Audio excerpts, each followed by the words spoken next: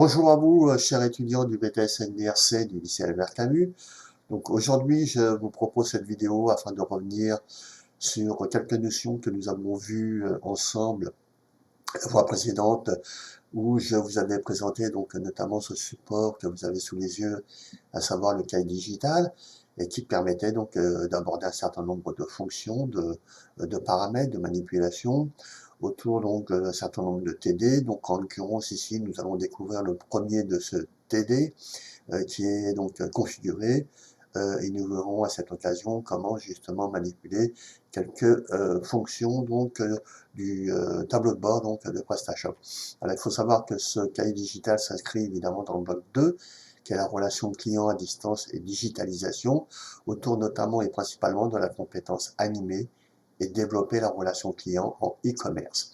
Donc là, nous allons nous intéresser principalement donc au contexte afin de pouvoir donc réaliser les manipulations donc souhaitées correspondant donc au TD numéro 1 configuré. Donc si on prend connaissance du contexte, ici on retrouve donc la présentation que nous avions faite précédemment, d'accord. Donc il s'agit de deux associés, en fait deux amis qui se sont associés dans une activité suite à la création donc de MyStore, hein, qui est une enseigne de vente d'objets personnalisés, donc à savoir t-shirts, pulls imprimés, mugs et affiches encadrées.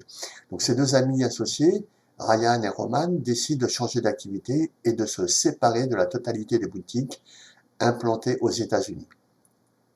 Le grand-père de Roman, donc, qui est créateur de deux marques de prêt-à-porter, à savoir la marque Chic et la marque Class One, leur a confié la distribution. Ces deux amis, donc, en l'occurrence, ont convenu de changer le nom de l'enseigne Meister, qui deviendra donc Class One and Chic.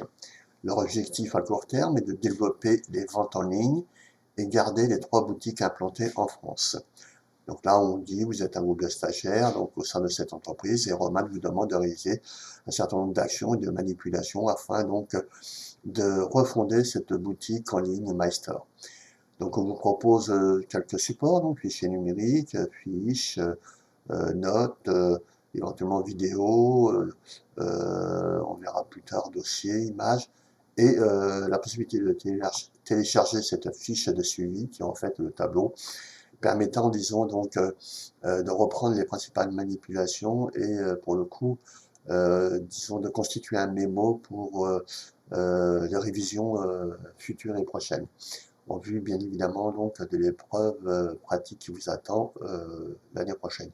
Alors le premier de ce TD donc sera consacré à la configuration, à savoir que si on va sur le dashboard de PrestaShop ici, eh bien, on peut voir effectivement que nous avons toute une série de fonctions en soi et donc de modules qui nous permettent de paramétrer notre site. Donc autour du module vendre, module personnalisé et du module configurer, c'est bien évidemment celui-ci qui va nous intéresser dans un premier temps. Et donc là pour le coup, nous allons réaliser les premiers réglages de PrestaShop autour de la configuration de la boutique. Alors, pour la situation, Roman vous demande de reconfigurer quelques paramètres de la boutique. Elle souhaite que vous créiez un compte employé à qui vous accorderez le statut de commercial. Donc ce compte en l'occurrence sera le vôtre, hein. Elle attire aussi votre attention sur la nécessité d'informer les visiteurs de la mise à jour du site et donc pour le coup de la maintenance de celui-ci en attendant donc les quelques paramétrages et réglages nécessaires, et vous propose de rédiger donc un message précisant que le site est en maintenance. Vous profiterez donc de cette rédaction pour annoncer aux visiteurs le nouveau nom de la boutique et de la commercialisation de la marque Class One.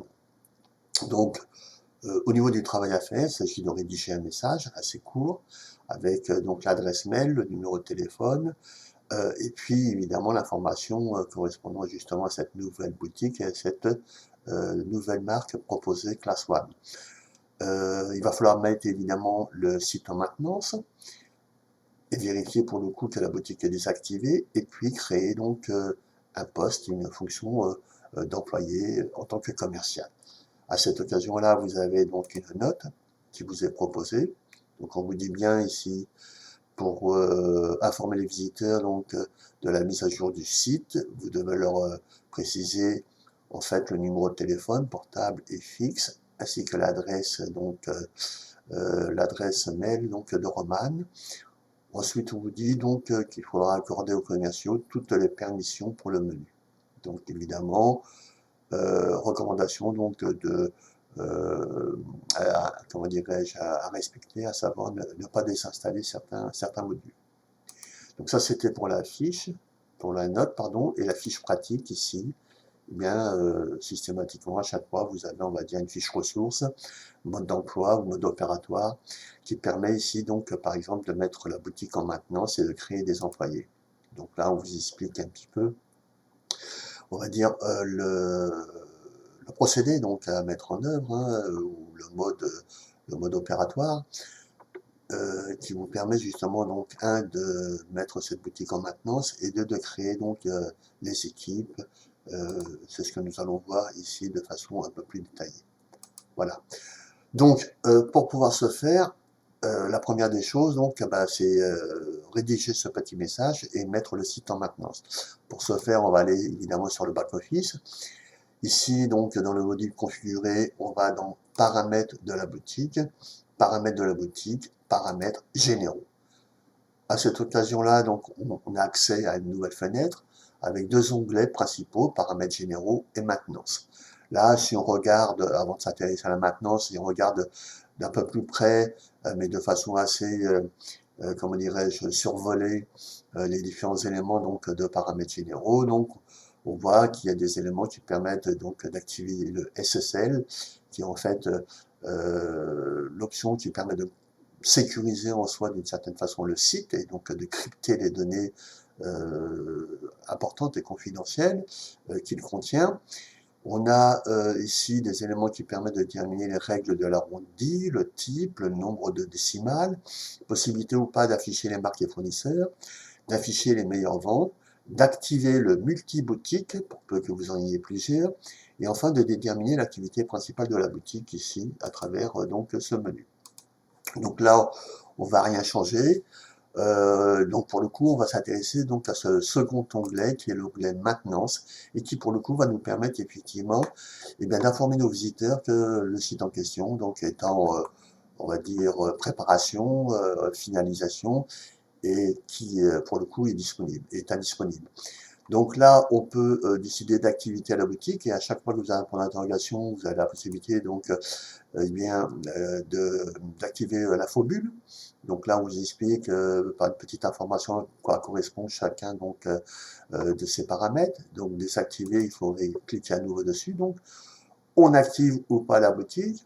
On peut effectivement permettre à certains utilisateurs et donc pour le coup personne donc d'accéder malgré tout au site via on va dire une IP donc autrement dit une adresse IP donc une adresse de provenant d'un support informatique, ordinateur, tablette et j'en passe. Et donc là, on peut effectivement personnaliser le message de maintenance, comme vous pouvez le constater, j'en ai réalisé un, et c'est ce que vous allez devoir faire de votre côté. À savoir, notre boutique est en cours de mise à jour, nous revenons rapidement. Merci pour votre patience. Pour plus d'informations, veuillez nous contacter au 06 23 09 35 56 et demander Monsieur Ferrouge. Nous nous ferons un plaisir de vous retrouver et de vous présenter à cette occasion notre nouvelle enseigne Class One and Chic. Donc c'est l'enseigne de ce nouveau magasin et la marque phare de nos produits Class One. C'est exactement ce qu'on nous demandait de faire. Donc une fois qu'on a réalisé, disons, ce petit message que donc pour le coup inséré donc à l'intérieur de ce bloc, nous enregistrons bien évidemment les informations et peut-être bien avant il aurait fallu, mais c'est pas très grave, on décide donc de ne pas activer la boutique. Donc on enregistre à nouveau avec un message qui nous dit que la mise à jour est réussie et on peut tout à fait le vérifier en allant donc sur le front office donc de PrestaShop, donc de MyStore. Et là, évidemment, on va rafraîchir donc la page et nous sommes donc en présence, et nous sommes en présence donc du message de maintenance tel qu'il a été rédigé donc au niveau du back-office. Voilà, donc la première des choses que l'on vous demandait. Donc ensuite, si je reviens sur le cas digital, donc ces deux premières questions ont été donc réalisées. Et là, on vous demandait de créer donc les employés composant votre groupe et de leur accorder donc les permissions évidemment correspondant à leur fonction.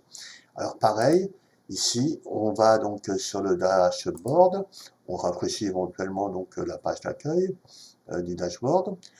Et là, on va toujours se configurer, mais cette fois-ci paramètres avancés. Et on va donc dans équipe. Équipe, là, on a toujours assez souvent, donc dans la plupart en fait des commandes options qui nous sont proposées, on va dire une aide contextuelle, à savoir ici bien en rapport évidemment avec la page en question. Donc ici, c'est gérer votre équipe. Donc vous avez la possibilité effectivement d'en savoir plus ici et pour le coup d'être redirigé vers la documentation donc relativement dense de PrestaShop. Et là, donc, on peut constater donc les différents employés, fonctions, statuts, donc qui ont été créés. Donc ici, on a le premier donc des employés, c'est le super administrateur, bien évidemment, qui a tous les droits, qui correspond eh bien à celui à qui le site a été dédié. Donc en l'occurrence vous en tant qu'administrateur, non à partir donc des logins qui vous ont été communiqués.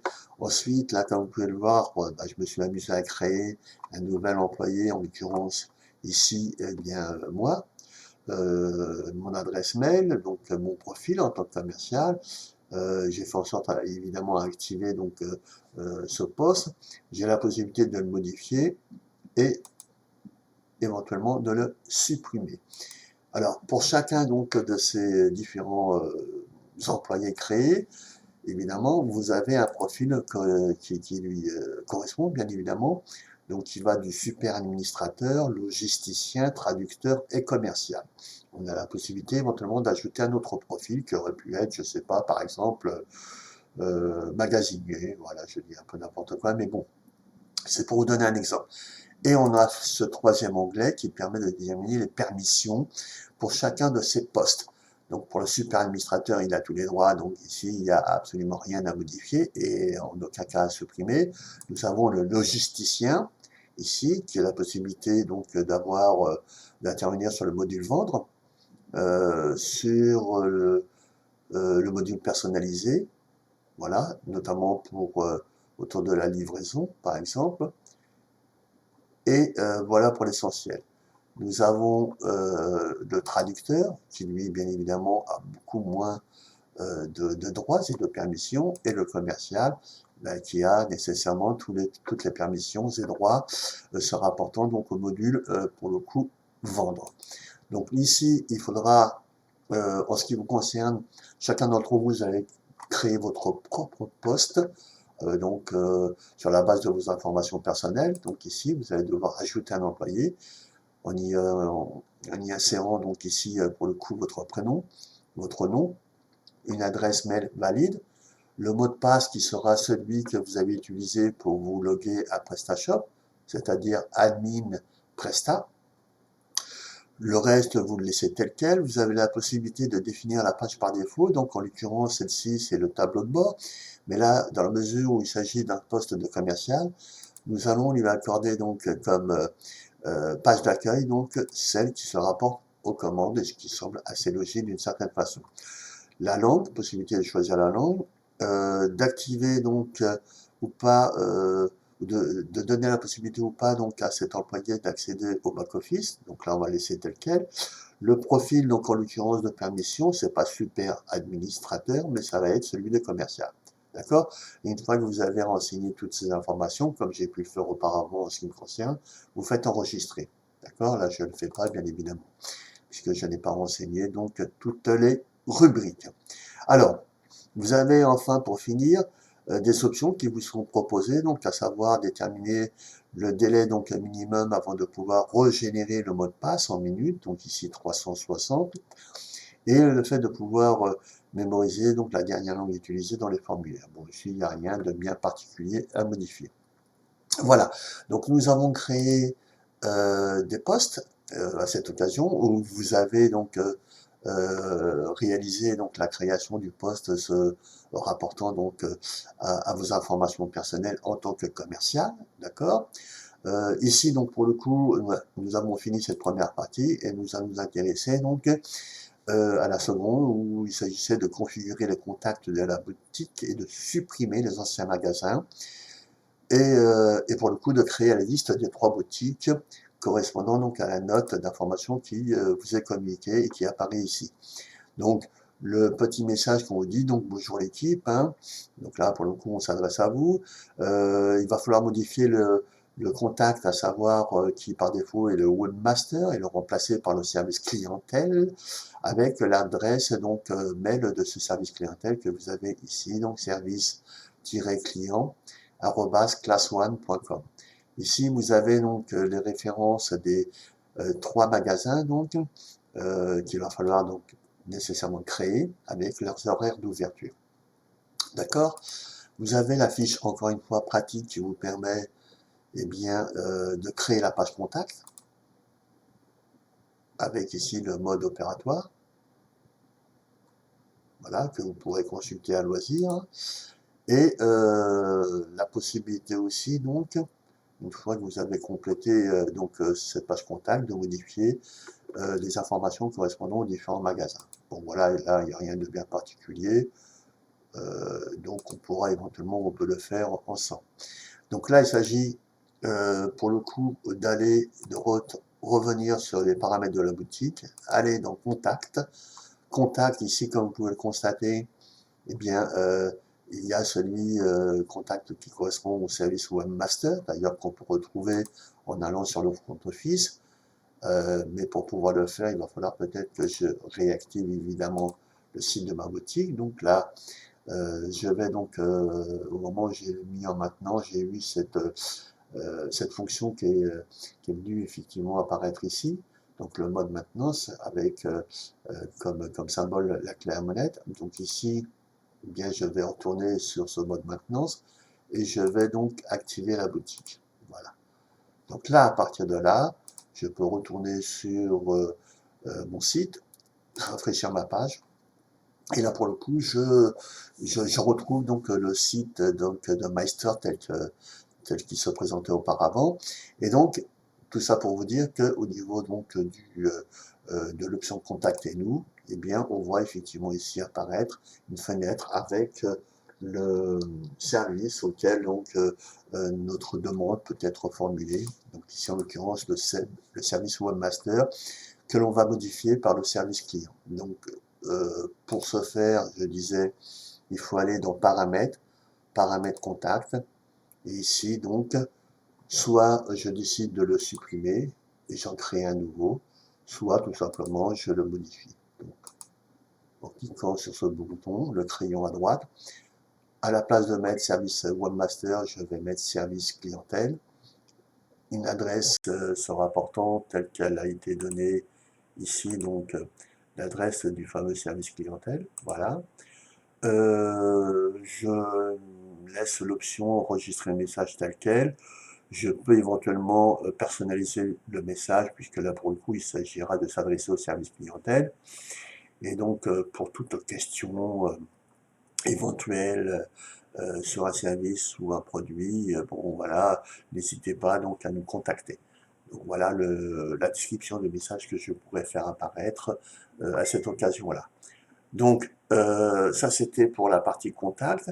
Et pour la partie magasin, eh bien ici, on a effectivement les fameux 5 magasins localisés aux États-Unis qu'il va falloir bien évidemment modifier avec les informations concernant notre boutique, hein, le nom de la boutique, l'adresse évidemment, puis d'autres informations qui n'ont pas été renseignées ici, mais que l'on pourrait tout à fait le faire.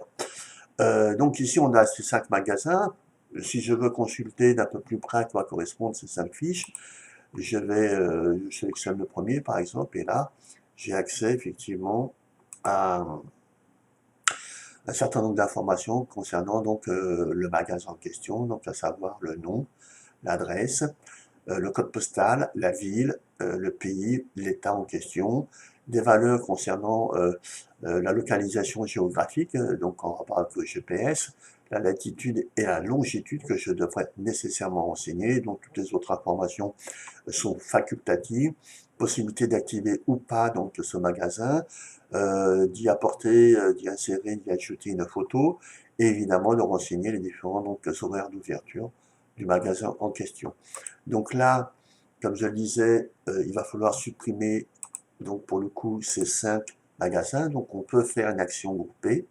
Donc là, il suffit d'accéder ce bouton-là, demander tout sélectionner, de revenir ici, de supprimer, donc de supprimer ou de désactiver la sélection.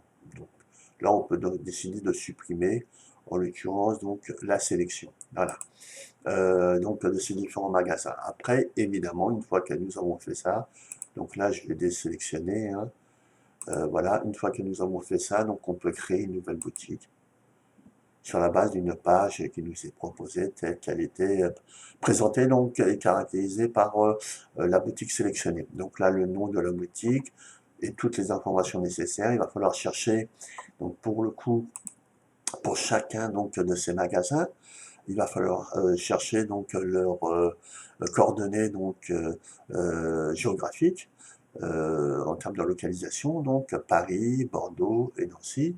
Bon, bah là, c'est pas bien difficile, hein. Il suffit d'aller sur un onglet nouveau, écrire donc latitude, longitude et suivi donc du nom de la ville pour pouvoir obtenir donc justement les références précises se rapportant donc à la ville en question. Donc, une fois que vous avez ces informations, vous les reportez à cet endroit-là. Vous continuez donc à compléter cette page en soi, donc se rapportant à la boutique, en bien évidemment renseignant donc les horaires d'ouverture. Alors, et puis après, bah, évidemment, surtout ne pas oublier d'enregistrer pour s'assurer que l'ensemble des informations seront donc conservées. D'ailleurs, si on va sur la boutique, en fait, ici, donc sur le front office, on peut tout à fait voir justement à quel endroit se retrouvent ces différentes boutiques. Eh bien, on va voir ici donc les 5 magasins donc situés aux États-Unis et donc qui ont été précédemment préalablement ou par défaut donc créés. Donc voilà pour la boutique des magasins, la partie contact. Et donc là pour le coup on va s'intéresser ici donc à la dernière partie finalement de ce TD qui se rapporte évidemment au référencement. Donc tout ça, l'idée c'est pour vous permettre, disons encore une fois, de bien prendre conscience que le fait de pouvoir, comment dirais-je, être situé, de pouvoir apparaître sur un site internet, c'est une bonne chose. Mais si l'on veut effectivement figurer donc dans les premières réponses apportées par les différents moteurs de recherche suite à une requête de n'importe quel utilisateur, eh bien, il y a tout un travail à faire à ce niveau-là, au niveau du référencement. Donc, on a vu à quoi correspondait ce référencement, qu'il y avait plusieurs catégories, ou en tout cas plusieurs, disons, manière donc d'être référencé. Celle qui nous intéresse ici, c'est ce qu'on appelle le référencement naturel, référencement organique ou le référencement primaire, que l'on va pouvoir d'ailleurs apprécier à travers les outils de la page donc, de PrestaShop et de la page Traffic and SEO. Donc ici, Alexis Briand, qui est donc le nouveau chef de vente, qui a été recruté donc par Roman, vous demande donc de faire en sorte à ce que le site, donc en l'occurrence Meister, soit, disons, le plus visible possible et finalement le mieux référencé par les moteurs de recherche.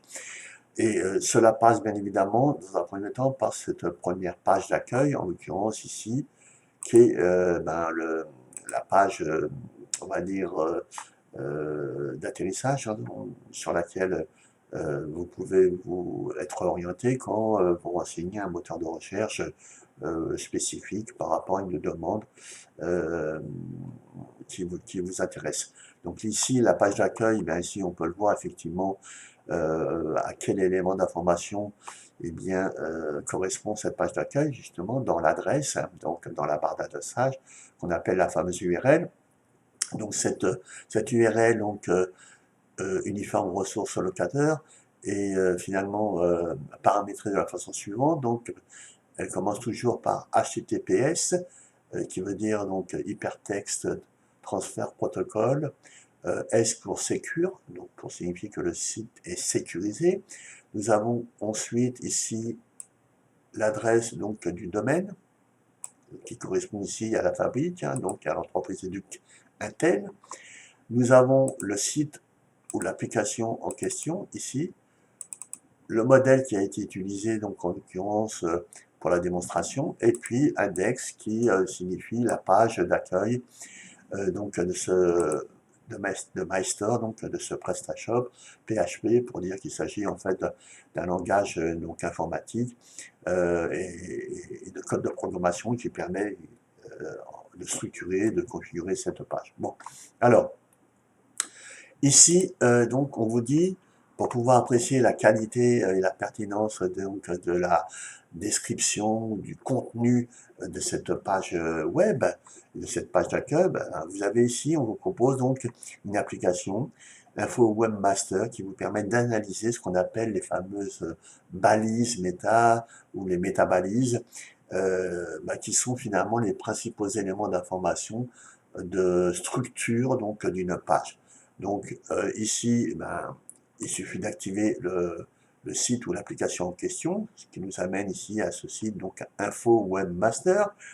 Donc, on vous dit qu'effectivement, ce site permet d'analyser les balises méta, donc, et de pouvoir apprécier encore une fois la pertinence et la qualité donc, du contenu de votre page. Donc, voilà quelques explications. Donc, pour pouvoir finalement apprécier ces fameuses bêta, il faut donc recopier l'URL de la page d'accueil. Mais avant ça, donc ici, vous pouvez effectivement aller consulter eh bien, la page d'information sur le générateur de balises méta.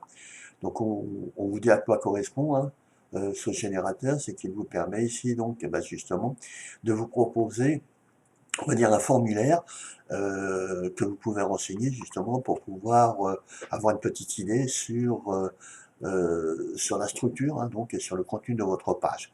Donc voilà, et puis après, bon, vous pouvez donc demander à ce que cette analyse soit faite. Vous pouvez aussi, à nouveau, pour aller un tout petit peu plus loin, cliquer sur ce lien qui vous permet donc d'obtenir des informations complémentaires sur les métabalises. Donc là, on vous explique qu'est-ce qu'une balise méta. Eh bien, ce sont tout simplement des éléments du langage HTML placés sur une page internet qui donnent des informations cachées sur cette page. Ces balises sont placées entre les éléments donc id et id du code source de la page internet. Donc voilà à peu près la présentation donc d'une page internet telle qu'elle correspond donc on va dire à une codification hein, et un programme spécifique. D'ailleurs, je peux vous en donner un exemple. Ici, de la page que nous sommes en train de consulter, voilà comment elle se constitue. Eh bien, voilà, il s'agit d'un langage, en fait, hein, tout simplement HTML de programmation. Et on retrouve ces fameuses, ces fameux codes qui permettent de délimiter et structurer donc notre page internet. Ici, avec le titre, la méta, donc la description, la méta keyword, la méta et ainsi de suite, content type. Voilà, donc toute une série en fait de balises qui permet donc de structurer notre site. Alors nous, ce qui nous intéresse, c'était donc de revenir effectivement sur la qualité de la page index de MyStore. Donc pour ce faire, il suffit de copier, et ça on peut le faire pour n'importe quel site.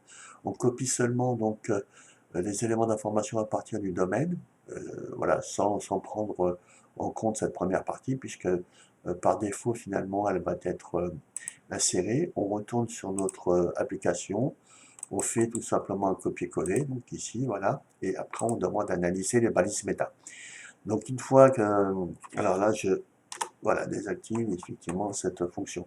Et là, j'ai un rendu donc sur mes principales balises, à savoir le titre, la description, les mots-clés et la manière dont ce sera affiché sous Google pour peu que l'on formule une requête dans ce sens, se rapportant au produit que je présente dans ma boutique. Donc là, on vous dit bien, par exemple, pour le titre, que celui-ci est Meister. Ce titre fait 7 caractères sur les 65 recommandés. Il est donc optimisé à hauteur de 11%. Et pour le coup, il est, semble-t-il, considéré comme un peu trop court.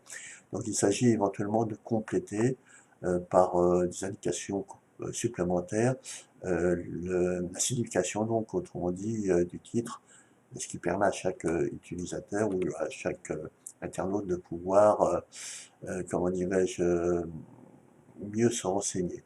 Sur la description, donc ici, on vous donne aussi des informations sur la balise des mots-clés. En l'occurrence, on verra bien que sur la page index, il n'y a pas à proprement parler de mots-clés. Donc, il faudra éventuellement peut-être, et certainement d'ailleurs, en renseigner. Donc, si je reviens sur le cahier digital, donc là, j'ai vu comment procéder pour pouvoir, encore une fois, analyser ma page d'accueil, donc de mon site, en utilisant donc cette application. Voilà, donc on vous dit de copier-coller l'adresse IP, c'est bien évidemment ce que j'ai fait. Ensuite, on vous demande donc d'aller dans les paramètres de la boutique et de cliquer sur Trafic et SEO, repérer la page index, cliquer dessus, cliquer sur notre page et relever les différences, faire des comparaisons et éventuellement en tirer des conclusions avec les résultats de l'analyse, donc de l'analyseur Info Master que nous avons utilisé précédemment, de compléter enfin la balise métamots-clés de la page d'accueil et d'enregistrer votre travail. Donc c'est ce que nous allons faire. Donc là, on va dans le back-office, on va sur paramètres de la boutique, trafic and SEO, et là, on a affaire à toutes les pages qui structurent notre site et qui ont été configurées, ou en tout cas renseignées, informées, justement afin qu'elles soient le mieux référencées par les différents moteurs de recherche. Donc là, on vous demandait donc d'aller consulter la page index, donc on peut le faire à cet endroit-là, très bien, ou on peut le faire directement en cliquant sur la page en question, donc ici index. Donc nous atterrissons effectivement sur la page avec les informations qui permettent de la caractériser, donc page index, titre de la page My Store, métadescription, boutique propulsée par PrestaShop. Il n'y a pour le moment aucun mot-clé et l'URL réécrite n'apparaît pas non plus. Donc là, on va pouvoir éventuellement mieux renseigner cette page index afin évidemment qu'elle soit le mieux référencée par les moteurs de recherche. Donc ici, vous avez donc une liste qui est relativement complète de tous les moteurs de recherche qui existent à ce jour. Vous avez enfin, pour finir, avant d'aller sur notre page index, ici, un autre onglet, qui est l'onglet affilié. Et celui-ci est intéressant à mes yeux, le fait que par cet intermédiaire ou par cette option, on a la possibilité de rafraîchir le cache. Je vous en avais déjà plus ou moins parlé.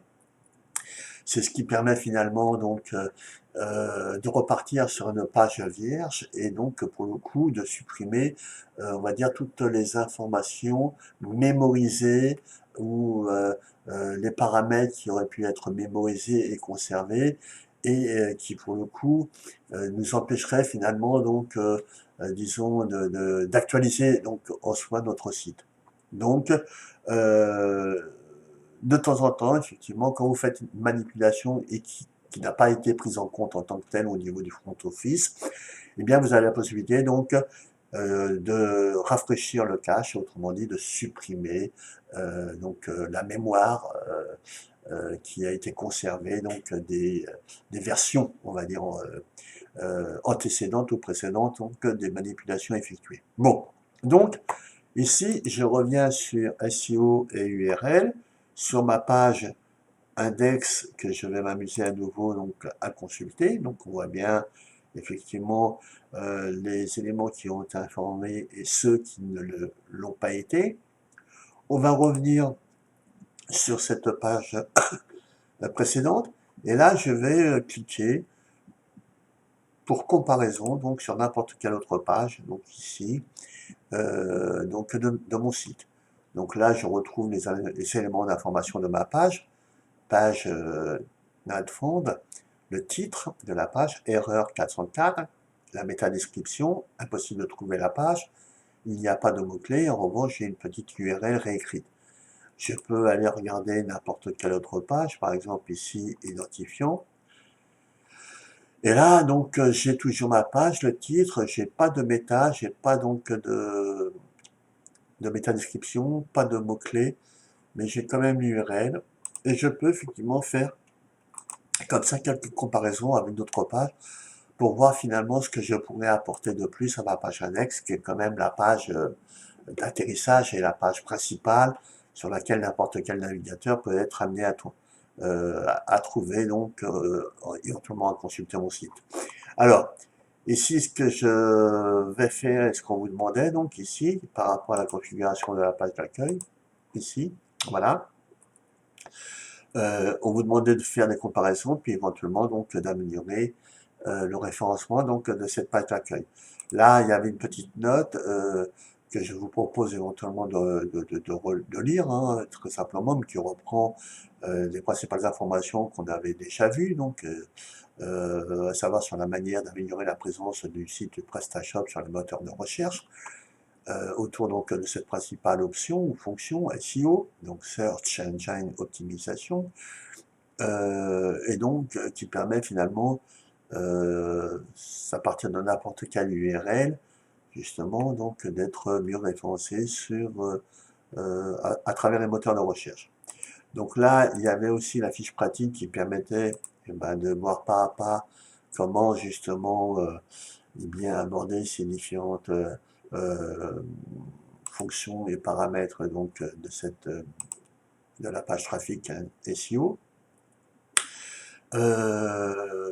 Donc ici, alors toujours par rapport à cette fiche, effectivement, je reviens parce qu'effectivement, au niveau donc justement du référencement, donc on vous dit effectivement d'essayer d'améliorer les indications se rapportant à la page, au titre de la page, à la métadescription, métamot-clé et à l'URL réécrite, ce que nous avons vu précédemment. Puis derrière, on vous dit effectivement, on vous donne quelques conseils sur ce que vous pouvez réaliser donc au niveau de la page index.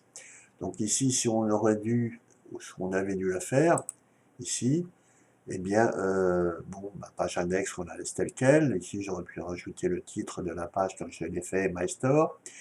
Là, je peux éventuellement améliorer la métadescription, ajouter des mots-clés du type se rapportant au produit, hein, proposé donc sur le site. Ça peut être donc des vêtements.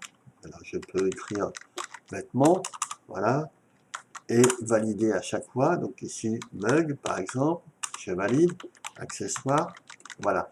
Donc ici, je peux ajouter tout un certain nombre de mots-clés se rapportant évidemment donc au contenu de mon site.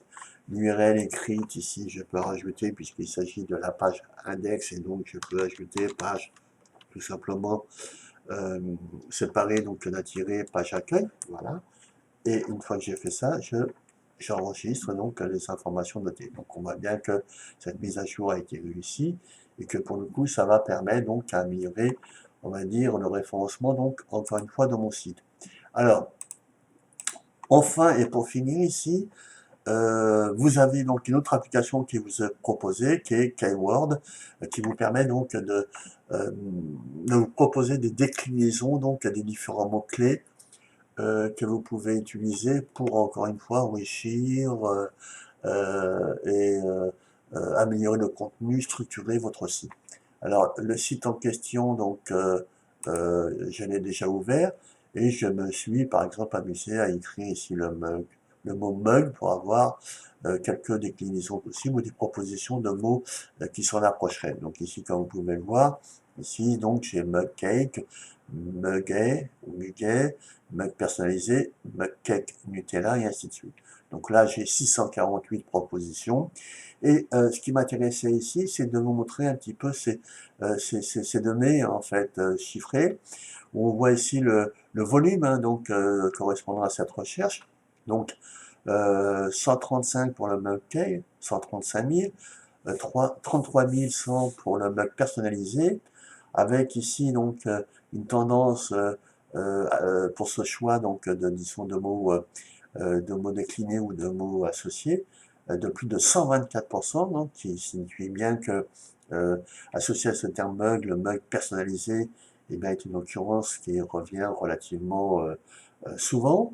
Et on a le fameux CPC, tel qu'on avait pu le voir à l'occasion donc d'un dossier hein, que je vous avais proposé, qui permettait de faire le point donc des différentes notions autour donc du référencement. Donc on voit bien ici que le CPC, qui est le coût par clic, d'accord, autrement dit donc correspondant à l'enchère proposée donc par différents moteurs de recherche en fonction justement, on va dire, de l'importance hein, du mot-clé utilisé. Donc on voit bien ici que le mug personnalisé eh bien, a un coût finalement par clic qui est bien plus élevé, puisque pour le coup, c'est, disons d'une certaine façon, celui qui est le plus concurrencé, entre guillemets, celui qui est le plus utilisé d'une certaine façon. Et donc, pour le coup, eh bien, compte tenu de la demande, qui est relativement forte, eh ben, le prix, pour le coup, l'est aussi. Alors, et là, on voit bien effectivement qu'on est sur un niveau de compétition qui est très élevé, puisque on atteint, donc, pour le coup, d'une certaine façon, les 100. Voilà, j'ai fini cette présentation. Et enfin, on vous demandait ici de faire le point avec Roman et Ryan, en vous aidant donc de la fiche de suivi, en l'occurrence cette fameuse fiche que vous deviez télécharger ici, qui correspond au tableau. Alors je peux éventuellement l'afficher, en l'occurrence. Est-ce qu'elle apparaît ici? Donc elle apparaît pas pour le coup, puisque si je vais, voilà, cette fiche suivi qui correspond à ce fameux tableau, tel que je vous l'ai déjà proposé et présenté, qu'il faut bien évidemment compléter pour essayer de garder une trace des principales manipulations, surtout pour vous en souvenir pour des révisions à l'approche donc de l'examen. Donc voilà, j'ai fini ce TD1 correspondant à la partie configurée, et dans un second temps, une seconde vidéo que je vous proposerai, le TD donc de personnalisé qui correspond donc à cette partie-là personnalisée. Voilà. Je vous remercie pour votre attention et donc du coup, je vous invite éventuellement à revoir cette vidéo par rapport à des manipulations que vous n'avez pas comprises ou à les réaliser à nouveau de votre côté tranquillement à votre rythme. Voilà, merci encore une fois et à la prochaine. Au revoir.